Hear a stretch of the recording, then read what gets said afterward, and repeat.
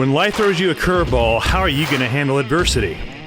Welcome to the Fearless Mindset Podcast, where you're about to go on a journey as I interview security, business, and entertainment leaders on what it takes to stay fearless. I'm your host, Mark Ledlow, and enjoy today's episode. Any other trends out there you're seeing that are catching your eye as far as new business opportunities out there in software that people don't see? And that's how you guys grow and get better, right? Yeah, I think the thing that we, at the risk of kind of talk about work we do, but I think that the opportunity for a lot of companies is to sort of finally become digital and even make a product. So the idea of having a thing you log into that's a SaaS product or the software as a service product, where you are kind of, instead of the only way to leverage your business is to sell more units or sell more time, is that now the idea you could sell your thing online that just has or sort of infinite scale with no people involved. It's not for everybody, and not all businesses have a home run there, but there might be a couple singles and doubles you can get, and so that's, so a lot of the work we do is if we can get you up to the digital standard of okay, at least your business runs well and efficiently. Maybe there's a way for you to sell your process or your knowledge of the market, or, interact with online instead of having to pay salespeople. There's a way to leverage that up with technology that, especially in our markets where it's, we're trying to focus on some industrial companies, they're so far behind that curve that, really anything there makes a big, big difference. What do you think of the best platforms for business networking for any business out there? Where do you say you need to be? People, do they want that FaceTime again? And now that we're done with COVID, supposedly, and that's over with, I think people so. want to do conferences and face-to-face time. I've seen more of it. And I think there might be, at the risk of calling us both old guys here, there might be a line in the sand where people over a certain age, and I'm going to make up a number of today in 2025, if you're 36 and older, you're pretty interested in getting together with people maybe and doing a conference or an in-person meeting, whatever. Yeah. And under that, I think you're more likely to say something like, why would we do that? I can just, right? I can just go online, or can't we just do with some, whatever, pick your digital, whatever. The younger people aren't as into that. And I feel like if I were to tell my kids something, and this again, maybe old guy stuff, but you're so much more effective in person that if I were a millennial or Gen Z person and I could develop my in-person skills, I would crush people in my career, because people kind of sitting at home behind a digital, the Slack message or something, it's just not as effective. I'm sure there's a study that proves me wrong, but it just feels like in person is so much more effective. I was out visiting clients in New York last week, and stuff happens in person that would never happen digitally, true. Because you're catching, there's, I can see you right now. I can see I want to know what's plugged into that plug, right? If I can't see around the walls, right? But if I was in person, I could see it, or I could look out the window, or I could catch your body language, and there's just different stuff happens, and then when we hang up, you and I just poof go away, right? Whereas as I'm leaving the office, I see the receptionist, I grab a candy. There's all those different, it's just better. So I feel like I'm just giving long answers today. Maybe that's good in a podcast, but I feel like, people, things I've been to, the events, the conferences seem to be trending up. That's my unofficial sample of one. I feel like I talk to people there who are like, hey, this is our biggest one since whatever. There's a lot of that where it's kind of picking up steam. I think people like it. I really do. Well, I think you made an illustration of how trust is created. Yeah. Face-to-face time, shaking the hand, having a dinner, having a meal, having a drink together, creating that not intimacy, but business intimacy of building trust, getting to know each other, going down, playing golf or hitting some balls at Topgolf or something like that, just hanging out, building that bond. And like you said, the young folks, they think that's a waste of time.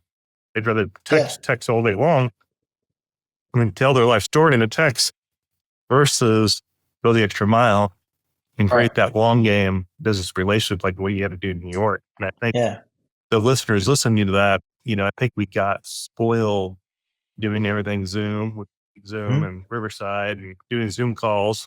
Made it a lot easier, saved a lot of money in hotel, airplanes, first class tickets. or whatever class you fly, and you saved a lot of cost. But like, I think Jamie Dimon said it best. He said, we lost a lot of business to our competitors because we did this. We stayed home. That's going to Oh change. yeah. It's like it's something that's great. Like you and I couldn't do this. Like this is so we're just in the middle of our day. I don't have to fly Mm-hmm. out west, you know. And Mm-hmm. there's some things that's great for, you know. Mm-hmm. But you're right though.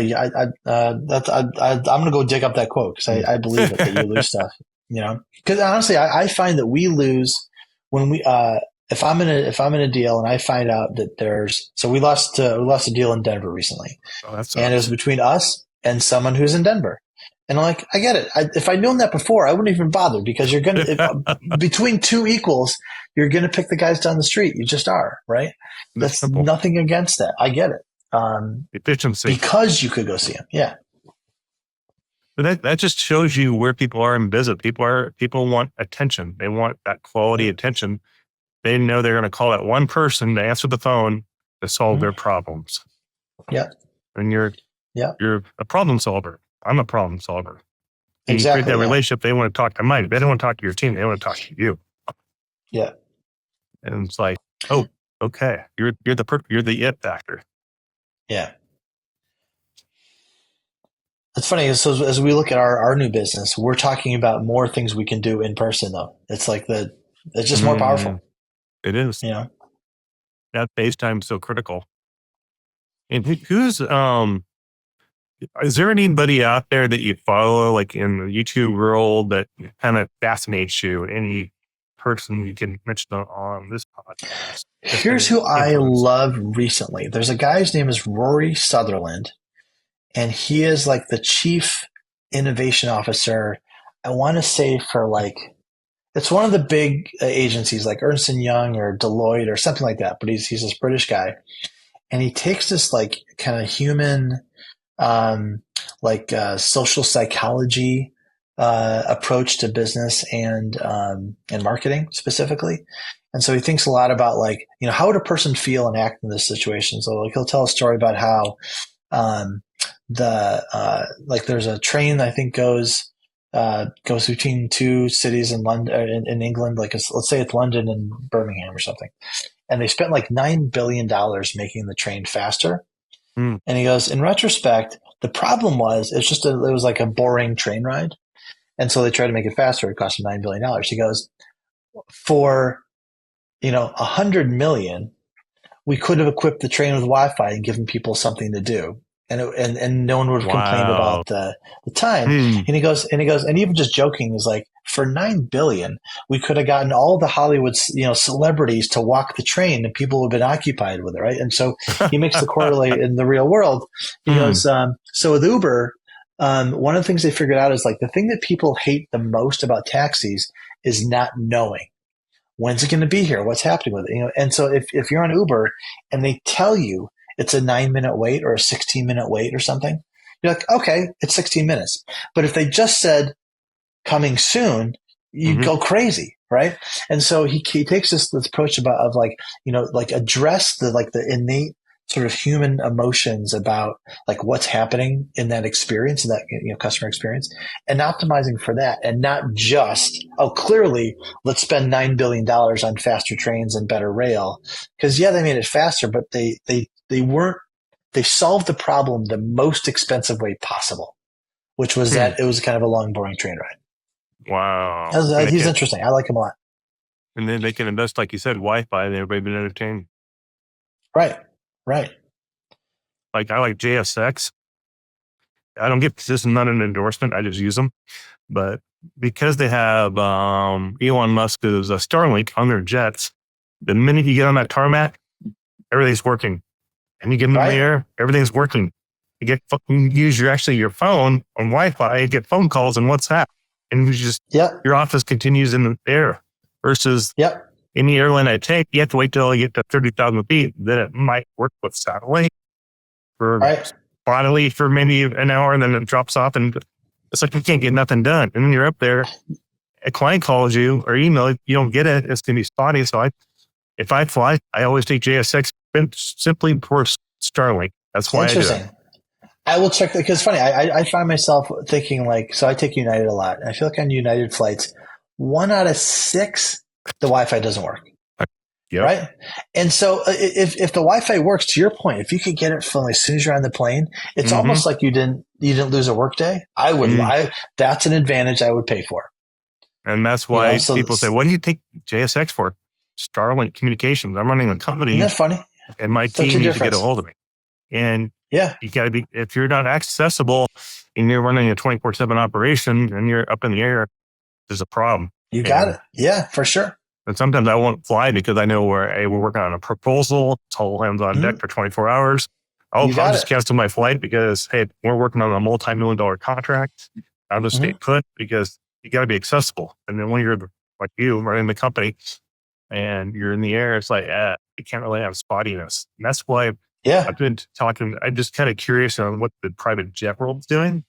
Because they've exploded like 100% in the last 5 years. Really? Yeah, I think I've heard that. Yeah. Because of the fact, hey, they got Wi-Fi up there. They can do business on those planes. And I'm like, oh, wow. So the industry is like, okay, we're done with commercial. You guys can't get us there anyway. Cancel half our flights. So people that have a little disposable income, they run corporations that forget it, charter a jet. So that's so this guy was telling me about this rower guy has a great jet story that you'll like. He goes, something like Bugatti and Lamborghini or something, were exhibiting at car shows, and they were struggling because they're like, if you're a Bugatti at a car show and someone's selling a Chevy Volt, then your $300,000 car looks like it's inexpensive. So they got this great idea to stop exhibiting at car shows and only exhibit at jet shows. Because at a jet show, a $300,000 car looks like an impulse buy. It's like Tic Tacs at the counter. Whoa. Right. And it's just such a mindset shift, right? It's a framing shift. And so like, that's a good way to do it, because that's where those guys are like, because if you're buying jets, you're getting what you want because you want it. Right. Exactly. And that's that customer. So, they want Starlink. They want, they don't want to compromise. And that's where you go. Yeah. You run it in business. Hey, it's a write-off anyway. Get a charter. You're going to write it off. Exactly. Yeah. Here's a question. What people that use private jets, what kind of business income bracket are they in to do that for the audience? I want a jet. Yeah. I don't know. Let's have them call us up and see what kind of help they can give us. I don't know. Crazy. What a podcast. This has been an interesting one. All kinds of variety of conversations and ideas. So in the business world, what other business interests do you have out there? You're running a software company, but what other things that kind of interest you in business that keeps you up at night, that makes your blood pump a little bit, gives you a little adrenaline dump? If at some point I might do something different. And I really become like a sales aficionado. Like I love thinking about how sales works and how to engage in those conversations. And I feel like a business, like helping other services firm, maybe even technology services, figure out how to do that better. That kind of interests me. Because I think, again, going back where we were a few minutes ago with in-person stuff and having real conversations, that's probably a dying art. I wouldn't mind being involved in that somewhere in the future, like helping companies grow with that. Maybe that turns into, I invest in them and help turn them around and sell them, but something about that interests me. I don't know. Like sales coaching, almost motivational coaching. I don't know. Yeah. Something like that. Okay. So any rising stars that have come out of COVID that have got your attention that are, you have like Tony Robbins that are out there and many, many others that are, they call it master classes and, masterminds. And that's another thing. There's all these masterminds that have popped out during COVID. I'm like, everybody's getting together these masterminds. Do you know much about that, or you track that stuff? Sorry, so my sales coach worked with Tony Robbins for a long time. So I kind of know a little bit about that world from the outside. But I'm trying to think new people. This is not so new, but like, a guy who I really like and follow a lot is Chris Voss. He's the Never Split the Difference guy. I've heard of that guy. Who kind of tangentially is in your world. He started out in hostage negotiation with the FBI. And his principles are, it's almost, here's the thing. In a weird way, he's super boring because if you see his clips or read his books, he basically has 5 ideas. But they're all so incredibly good Did he can just repeat them? I remember seeing. I don't know if are you an AC/DC fan at all? You know the band Music. AC/DC, Yeah. Then right? I like the music. Yeah, and so I remember I saw him introduced reviewed one time, and they go, "Hey, some critics kind of criticize you because your songs all sound the same, like the same song." And he goes, "It's a great effing song, though, isn't it?" So if it's a good line, you keep repeating it. So Chris Voss's stuff is kind of simple, isn't right. It's more like it is straightforward. It is very hard to do great. But I think that's a guy who I really like. So maybe that's a rising star. He's kind of that like. Nassim Taleb guy, the Black Swan, that sort of zone of kind of counterintuitive thing. I like those guys a little bit. Are you a numbers guy at all? Sure. Question: do you think the economy is going to come back, or what's your thoughts on business and business growth in the next 4 years? Without being political. No. It's really hard to keep the American economy down, I think. And I'm about to go way over my skis here, but I feel like low interest rates, cutting taxes, continuing to spend. It's like we're stretching the balloon from every possible angle, and something has to give. I don't know what it is, but neither party has figured out how to not spend. So anyone telling you that they're not spending, that every party spends. They do, and that's true. And so. So I feel like they will find a way. I don't think now to get a little political, I don't think causing fights with the rest of the world is particularly productive. I guess maybe unless you're in defense, maybe this is an opportunity to defense in Lockheed and Raytheon. But I would like to see us be. I mean, I guess our business thrives when our clients thrive, as I said earlier. So like, the ability to trade freely and, conduct business without chaos is probably pretty a good sign, but we'll figure it out. There are smart people and there's a lot of money on the table, and I don't think people are going to let it, falter too much. I see a surge. I'm hearing there's going to be a big surge here, probably second, third quarter, in international business coming in the U.S. doing stuff. But that's what I'm hearing. So we shall see. Still early, get board meetings to do in April 1st. So we'll see what happens after those board meetings. Right. A bunch of fires will get lit under some butts. Yeah. But put it lightly. Yeah, exactly. Yeah. So where can people find you, Mike? Easiest, Caxy.com, CAXY.com is the company. And then I'm on, but my most active is probably LinkedIn. So Michael LaVista, that's my best. And I have a podcast too at the digitaltransformers.com. So digitaltransformers.com. There you go, folks. Yeah. And you're on the Fearless Mindset podcast, and we just had 100,000 subscribers on YouTube. And just kind of talking business with folks like yourself. And we're on all the podcast platforms at Fearless Mindset and Mark Club on YouTube and